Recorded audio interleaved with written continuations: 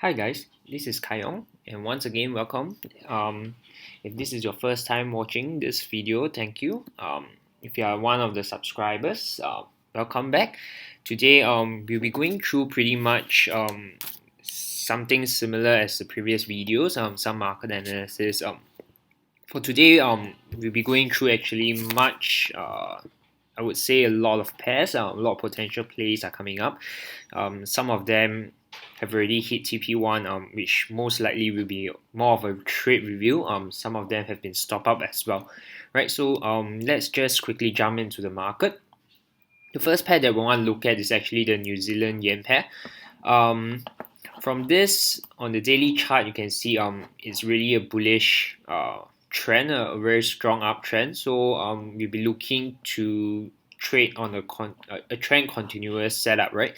So you can see that price actually broke this structural level, so actually inserted a horizontal line, and then if we zoom in into a H1, we actually have a cipher setting up as well, right, with completion zone just slightly below the previous resistance, now turns support area.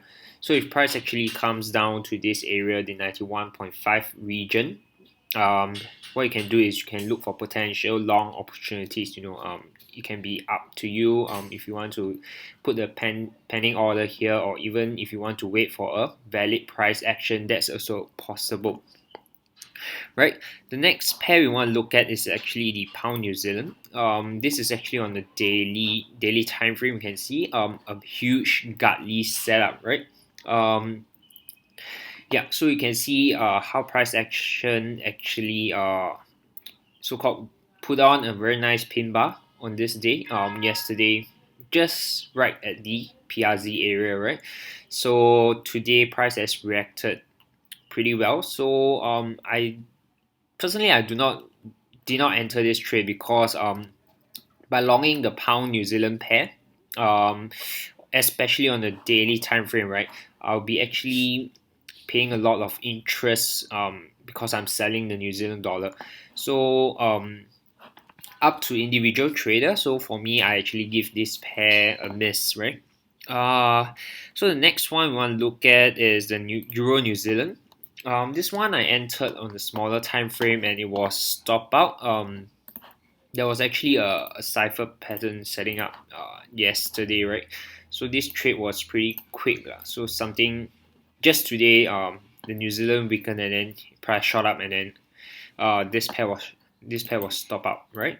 Um, so nothing much to share about this. Part of the trading journey, right, is to actually encounter stops as well. Um, the next pair we will want to look at is the Euro USD, right? This one I shared earlier during the weekend on my uh, blog as well, one of my blog posts.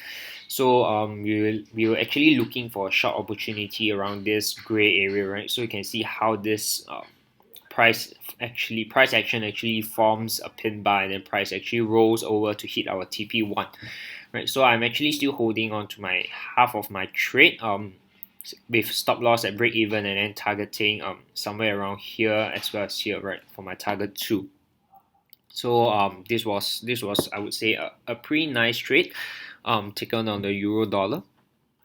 Next one is a New Zealand cat. This one I also shared on my previous video analysis that it was a Gartley, and then the Gartley was completed earlier, but my stops my pending order were actually at the 0.9 even handle, right, this zone. So I actually wanted to have a better risk to reward, so I actually have my pending orders here, and I said that if price actually comes back up here, I'll be looking for a short, right? So I actually entered on this trade, and so far this trade has been great. Looking for it to hit TP1, and then of course moving forward to TP2 as well, right? So this still a running trade that I'm holding on to, right? Next one is the EuroCAD. You can see EuroCAD. There's actually two potential plays that you can decide which one you want to take. One is a smaller bet. The other is actually a bigger cipher pattern. Okay, sorry. There's a message. So depending on which one you want to play, you can take the smaller one, and then if the smaller one fails, you can take the bigger one as well. Or if you are a more conservative trader, you can decide to skip the small pattern and wait for the bigger one itself, right? So it's actually give and take, because price must just hit this level.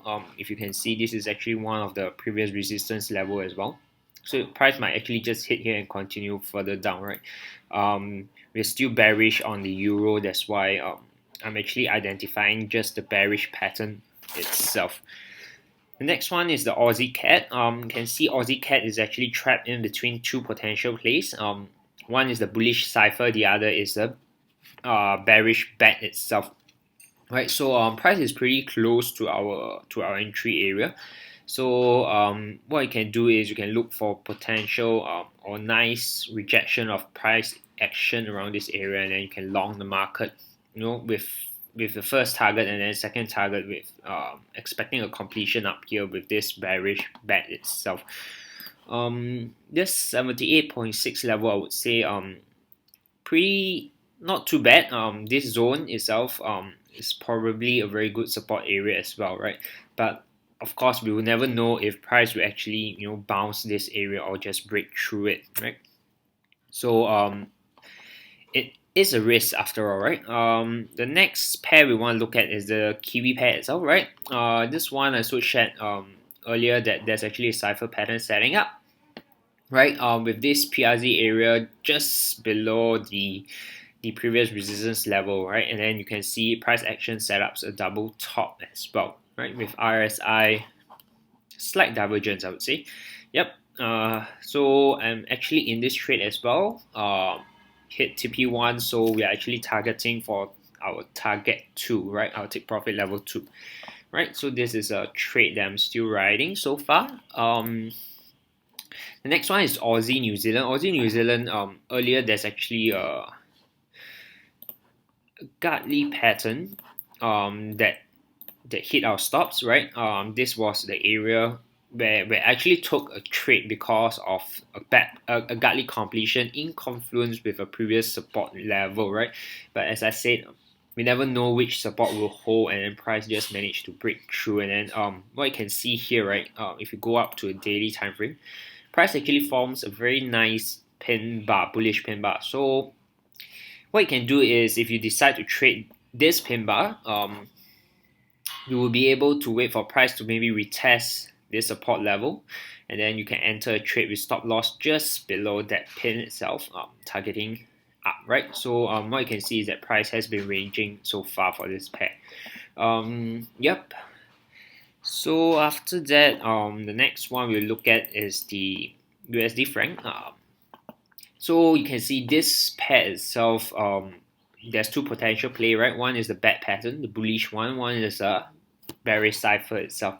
So depending on where price would like to go, taking in mind that there's FOMC this week as well, if price actually comes up to this level, which is also in confluence with a previous resistance line, right? If price action is good, I will probably look for a short. And then of course, if price rolls over, this cipher pattern will be invalidated and we'll be looking for a bullish bat pattern setup, right? So this pair, there's a short play as well as a potential buy play here, right? For the next pair that we'll look at is Euro Aussie. Euro Aussie, just recently there's a very nice bat pattern play, right? It just hit, if you look at the Fibonacci, it just hit that 88.6 level and price rejected all the way down, right? So it hits the TP level 1 and in confluence with a support line, and price this morning it went back all the way up, right? So it hits our TP1 and then we just shift our stop loss to break even and didn't manage to catch our second target for this pair, right? So nothing much for this at the moment, right? This is another pair that I took and was stopped out. It was a cipher pattern setup, right? So it was stopped out this morning as well, right? Why I took this pair is because this cipher completion zone was actually in confluence with a previous support level as well, but this support level has been broken just this morning, right? So this trade has been invalidated and hit our stop. Okay, then the next one to look at is Canadian franc. Two patterns, so one smaller and one bigger as well again. So we have a Gartley pattern over here in the yellow color and a cipher which is the reddish orange one, right? So similar to the previous one that I shared with you, what you can do is you can either take both trade. So if this trade fails, you can look for another entry down here, or you can, as a conservative trader, you might want to skip this smaller pattern and just wait for price action here, right? So why this Gartley is because this PRZ is once again in confluence with the previous. You can see over here, right? One rejection, and another rejection here. So that's why I decided to also take this smaller pattern if price action actually comes back down here, right? The next one we want to look at is the pound Canadian dollar, right? There's actually a pretty small bad pattern setting up. Not a very ideal bad pattern, but if you actually look at just the support and resistance area, right, the 88.6 completion area is just slightly below this previous resistance level, right? And you can see how price actually rejected off this level previously as well. So right, up to you. You can decide. I'm just sharing with you this is a potential setup. So depending on what happens over here, you might want to short this, or price might not even go back up and continue falling. You never know, right?